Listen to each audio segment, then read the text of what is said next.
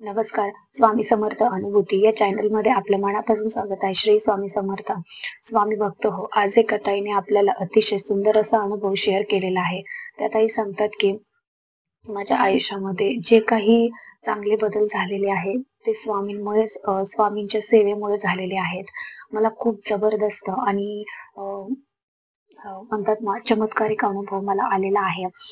दत्त जयंतीच्या सप्ताहात जेव्हा आम्ही आरतीला 10:30च्या आरतीला सकाळच्या 10:30च्या आरतीला थांबलेले होते, तेव्हा खूप म्हणजे खूप मोठा अनुभव आला मला. तो अनुभव काय आहे आणि ताई कोणत्या सेवा करतात? असाच काही त्यांचा अनुभव आहे. तो अनुभव तुम्ही शेवटपर्यंत ऐका. पण त्या अगोदर जर आपल्या चॅनलवर कोणी नवीन स्वामी सेवेकरी असतील, स्वामी भक्त असतील, तर त्यांनी आपल्या चॅनलला सबस्क्राईब करायला विसरू नका. तर चला मग ताईंच्या अनुभवाला सुरुवात करूया. ताई सांगतात की माझ्या आयुष्यामध्ये जे काही बदल झाले, ज्या काही अडचणी होत्या किंवा जे आज माझ्यासोबत होतंय, ते सगळं स्वामींच्या कृपेमुळे होतंय. आणि जे काही स्वामींनी मला दिलेलं आहे, ते त्यांचे मी कसे आभार मानू, हे मी शब्दात सांगू शकत नाही. एकदा म्हणजे दत्त जयंतीच्या सप्ताह काळामध्ये मी गुरुचरित्र पारायणाला तर बसलेलीच होते. आणि आमचं पारायण वाचून झालं. पारायणाचे जे काही पहिल्या दिवशीचे अध्याय होते, ते अध्याय वाचून झाले आणि 10:30च्या आरतीला म्हणजे सकाळच्या 10:30च्या आरतीला आम्ही उभं राहिलो. आरती चालू होती आणि म्हणजे आरती म्हणून पण झाल्या होत्या. गणपतीची आरती म्हणून झाली होती. त्याच्यानंतर स्वामी महाराजांची आरती असते ती म्हणून झाली होती. दत्त महाराजांची झाली होती आणि शेवटी जेव्हा प्रार्थना राहते की सद्गुरुनाथा हात जोडितो अंत नको पाहू, तेव्हा जे काही म्हणजे नारळ वाहिलेले होते. प्रत्येकाने संकल्प सोडलेला होता. नारळ, खडीसाखर, अगरबत्ती याचा संकल्प सोडून तिथे नारळ वाहिलेले होते. ते नारळ एका ट्रे मध्ये तिथे ठेवलेले होते. तर जेव्हा ही प्रार्थना चालू होती, तेव्हा त्यातला एक नारळ असं पूर्ण हालत होता. म्हणजे पूर्ण हालत होता. ताईंना समजत नव्हतं की नेमकं हे काय होतंय. जेव्हा पूर्ण आरती झाली, तेव्हा असं समजलं की हा नारळ हालत होतं म्हणून. त्यांनी तिथल्या ज्येष्ठ सेवेकऱ्यांना सांगितलं की मला असं आरती चालू असताना मला हे असं दिसलं म्हणून. तर त्या सेवेकऱ्यांनी सांगितलं की आपली जी काही सामूहिक आरती होती, ती आरती स्वामींपर्यंत पोहोचली आणि त्या सेवेचं फळ आज तुम्हाला मिळतंय म्हणून. आरती स्वामींनी स्वीकारलेली होती आणि साक्षात स्वामींनी तुम्हाला ते दर्शन दिलं. म्हणजे सगळे आपण जे सामूहिक आरतीला थांबलो होतो, आरती करत होतो, ती आरती स्वामींपर्यंत पोहोचली होती आणि स्वामी आपल्याला आशीर्वाद देण्यासाठी आले होते. तर हा खरंच आणि असं नव्हतं की ते सगळ्यांनाच दिसत होतं म्हणून.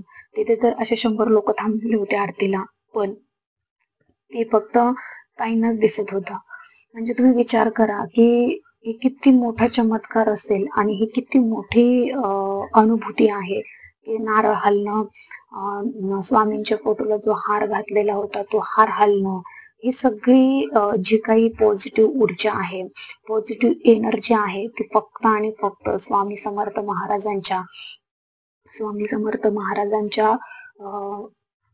मठात मंदिरातच येऊ शकते आणि स्वामींच्या सेवेनेच येऊ शकते.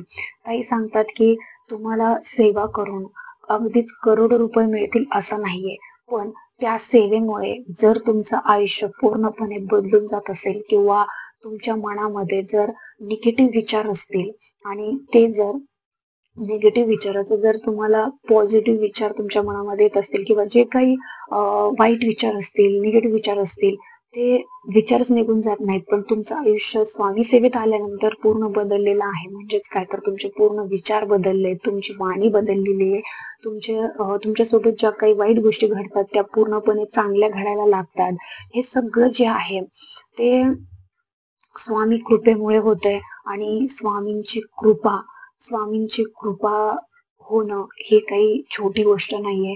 स्वामींची कृपा व्हायला सुद्धा एक खूप मोठी अनुभूती आपलं पूर्व पुण्य लागतं. स्वामींच्या मंदिरात, मठात किंवा केंद्रामध्ये गुरुचरित्राचं पारायण म्हणा किंवा कुठलीही सेवा करण्याचं भाग्य किंवा तिथे पाऊल ठेवण्यासाठी सुद्धा तुमचं पूर्व पुण्य लागतं. तुमचं प्रारब्धाचे भोग जे असतात ते प्रारब्धाचे भोग म्हणजे तुमचे जे काही प्रारब्ध असतात ते चांगले की वाईट हे तुमच्या कर्मानुसार ठरत असतात.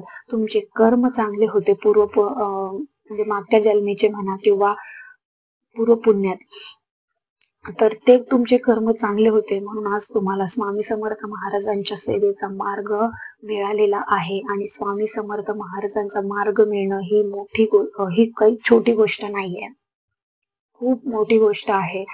ही स्वामींनी आपल्याला मांडीवरती घ्यावं ही अपेक्षा ह्या अपेक्षापेक्षा स्वामींनी आपल्याला कमीत कमी त्यांच्या चरणाखाली जरी ठेवलं तरी पण खूप मोठी गोष्ट आहे. कारण स्वामी आपल्या लेकराला एकदा हाताशी धरलं ना तर ते कधीच लांबवत नाहीत. त्यामुळे तुम्हाला जर स्वामी सेवेचा मार्ग अवलंबला असेल तर तुम्ही तो कधीच सोडू नका. स्वामी सेवेत येणं खूप सोपं असतं. मी स्वामी सेवेत आले, मी स्वामी सेवेकरी झाले, मी स्वामींची सेवा करते हे म्हणणं पण खूप सोपं आहे, पण त्यात टिकून राहणं हे खूप अवघड आहे. तुम्ही जेवढं स्वामींची सेवा कराल तेवढं तुम्ही स्वामींपर्यंत पोहोचाल. पण तुम्ही एकीकडे जर स्वामींची सेवा करताय आणि दुसरीकडे वाईट कर्म करताय तर तुम्हाला स्वामी कधीही पावणार नाहीत. स्वामी नेहमी सांगतात की मी तुमच्या कर्मात आहे, मी तुमच्या माणसामध्येच आहे, मी तुमच्यातच आहे. मला ओळखा, मला ओळखा, तुमच्यामध्येच आहे. तुम्ही जर प्रत्येक कर्म चांगलं ठेवलं, प्रत्येक कर्मामध्ये तुम्ही जर मला आठवलं, मला पाहिलं तर निश्चितच तुमच्या आयुष्यामधली जी काही संकट आहेत, जी काही दुःख आहेत किंवा ज्या काही गोष्टी आहेत त्या चांगल्या झाल्याशिवाय राहणार नाहीत. ह्या ताई सांगतात की तुम्हाला जर काहीच जमलं नाही तर कमीत कमी तुमच्या जवळपास जर स्वामींचं कुठं केंद्र असेल, मंदिर असेल, मठ असेल तर त्या केंद्रात जा, आरतीला जात जा, दर गुरुवारी आरतीला जात जा किंवा आरतीला जर नाही जाता आलं तर कमीत कमी घरी स्वामी चरित्र सारामृताचे 3-3 अध्याय तरी वाचत जा. कारण स्वामी चरित्र सारामृत हा इतका दिव्य ग्रंथ आहे की सगळे प्रश्न आपल्या जर बेसिक म्हणतो ना आपण बेसिक सेवा, तो बेसिक सेवा जर तुम्ही स्वामी चरित्र सारामृत ग्रंथाने केली तर बघा तुमच्या घरामध्ये ज्या काही चालू अडचणी असतात त्या दूर व्हायला मदत होते. आणि एकदा का तुम्ही स्वामी चरित्र सारामृताचे म्हणजे पारायण केली किंवा स्वामी चरित्र सारामृताचे रोज 3-3 अध्याय जरी वाचले तरी सुद्धा तुम्ही स्वामींच्या जवळ म्हणजे पोहोचायला सुरुवात होते. आणि जेव्हा म्हणजे मी इतकी सेवा करते आणि मला तरी पण अनुभव येत नाही, याचं कारण असं आहे की त्यांचं प्रारब्ध इतकं कठोर असतं किंवा त्यांचे जे काही पूर्वी जन्मीचे काही कर्म असतात ते चांगले नसतात किंवा त्यांचं प्रारब्ध चांगलं नसतं, त्याच्यामुळे त्यांची इच्छा पूर्ण व्हायला थोडा टाइम लागतो. पण जर तुम्ही स्वामी सेवेत आहात तर तुमचं प्रारब्ध नक्की बदलल्याशिवाय राहणार नाही, एवढं लक्षात ठेवा. कारण स्वामींच्या सेवेपुढे काहीच अशक्य गोष्ट नाही आहे. तुम्ही ते स्वामींची सेवा करून बघा. भले कितीही मोठा तुमचा प्रॉब्लेम असेल पण तो सुटल्याशिवाय राहणार नाही. कारण स्वामींच्या सेवेमध्ये एवढी ताकद आहे ना, एवढी ताकद आहे की तुम्ही किती पण स्वामींची म्हणजे किती मोठा प्रश्न असू द्या, किती मोठं दुःख असू द्या, स्वामी तुम्हाला त्याच्यातून मार्ग दाखवल्याशिवाय राहणार नाहीत, हे तितकंच खरं आहे.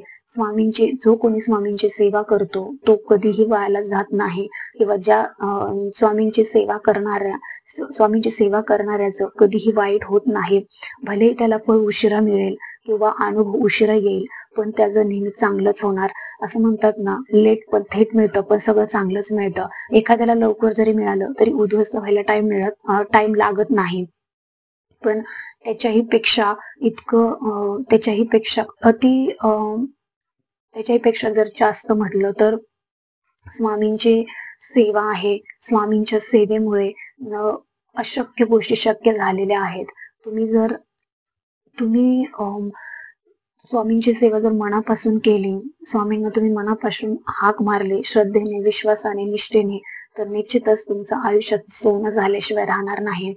आता या 7 दिवसामध्ये गुरुचरित्राचं पारायण जो कोणी करेल त्याला अनुभव आल्याशिवाय राहत नाहीत. या 7 दिवसामध्ये स्वामी महाराज, दत्त महाराज एकदा तरी म्हणजे एक तरी अनुभव देतातच. फक्त ते ओळखण्याचं सामर्थ्य आपल्यामध्ये असलं पाहिजे. कारण प्रत्येकालाच ती कला म्हणा किंवा ती गोष्ट अवगत असते किंवा ते प्रत्येकालाच ओळखता येतील असं नाहीये. कारण तेवढं त्याच्याकडे ज्ञान असणं किंवा त्या प्रत्येक गोष्टी ओळखण्याचं सामर्थ्य असणं खूप महत्वाचं आहे. तर त्या ताई सांगतात, की मी सर्व स्वामी सेवेकऱ्यांना म्हणा किंवा स्वामी भक्तांना एकच सांगेल, की तुम्ही स्वामींवरती कधी शंका घेऊ नका. स्वामींवरती सगळ्या गोष्टी सोपवून द्या. तुमचे सगळे प्रश्न मार्गी लागतील.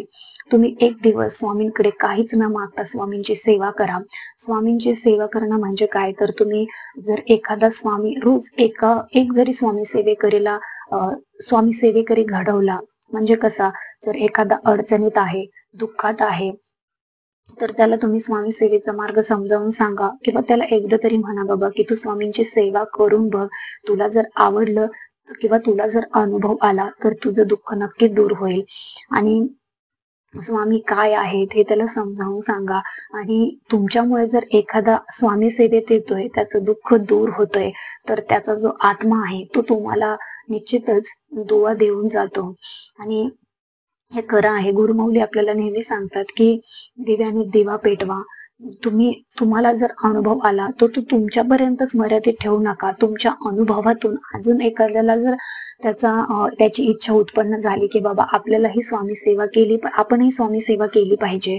आपलाही प्रश्न जर तसा याचा प्रश्न सुटतोय, मग माझा प्रश्न का नाही सुटणार आहे? ही जर इच्छा त्याच्यामध्ये उत्पन्न झाली आणि तोही स्वामी सेवेत आला, तरी खरंच तुमच्या हातून खूप मोठी स्वामी सेवा घडते असं समजा. आणि कधीच कोणाचं मन दुखू नका, कोणाला म्हणजे असं वाईट साईड बोलू नका.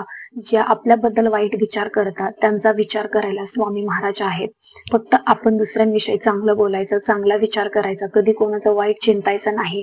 जो आपलं वाईट चिंततो त्याचं स्वामी बघून घेतात, की काय करायचं काय नाही ते. योग्य वेळ आल्यावर बरोबर त्याला योग्य उत्तर देतात. आणि स्वामींना प्रत्येक गोष्टीचं उत्तर स्वामींकडे असतं. चांगल्याही गोष्टींचं उत्तर स्वामींकडे आहे आणि वाईटही गोष्टींचं, आपल्या आयुष्यात काय वाईट होणार आहे त्याचंही उत्तर स्वामींकडे आहे. हे लक्षात ठेवा. कारण आयुष्यामध्ये ज्या काही चांगल्या वाईट गोष्टी घडतात त्या आपल्या कर्मानुसार घडत असतात. मग आपल्याला जर कर्मच करायचे तर ते चांगलेच करा. वाईट करून काय तुम्हाला काय मिळतंय? करायचेच आहे तर चांगलेच करा.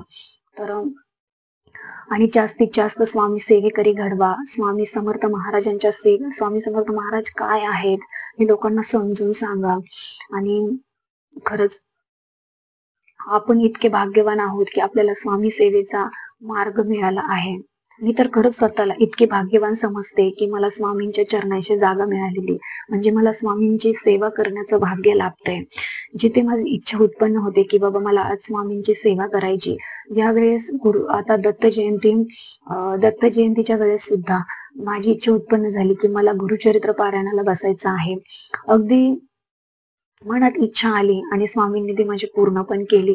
मी गुरुचरित्र पारायण माझ्याकडून स्वामी महाराज दत्त महाराज करून घेत आहेत आणि माझी खात्री की ते निर्विघ्नपणे पार पाडणार आणि माझे जे काही दुःख आहेत, अडचणी आहेत त्या सुद्धा नक्की दूर होणार. तर बघा, या ताईंच्या अनुभवातून तुम्हाला खूप काही शिकायला मिळालं असेल.